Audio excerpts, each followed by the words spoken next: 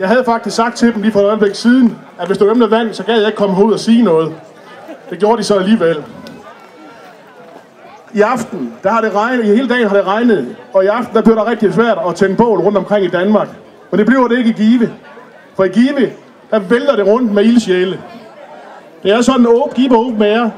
Det var de 2 gutter, der var heroppe, som vandt prisen. Men der var faktisk 17 mennesker, der var nomineret til årets godt gået pris. 17 mennesker, som alle sammen, eller 17 grupper, som alle sammen rent faktisk havde fortjent prisen. Fordi der sker så fantastisk mange gode ting i Give de her år.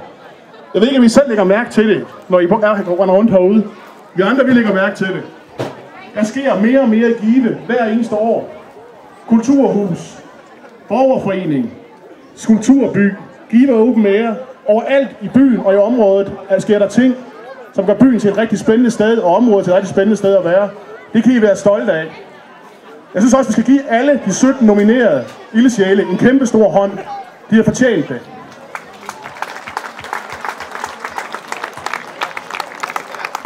Og nu vi er i gang med at give en hånd til folk, så er der en masse frivillige i dag, der har stået og lavet en masse arbejde. Der er en lydmand, der er nogen, der er så scene oppe om bagved eller udstyr op. Der er pølsedamer, ølmænd, mandelbrændere, havde jeg nær sagt.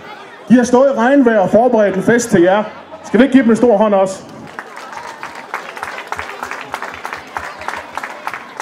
Jeg vil ikke tage ret meget mere af jeres tid. Jeg glæder mig nemlig rigtig meget til, at SF senere i dag skal forklare skattereformen herude på en tale.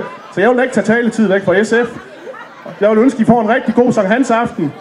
Hyg jer alle sammen, og god aften. Tak for i aften. Tusind tak for det, Dan.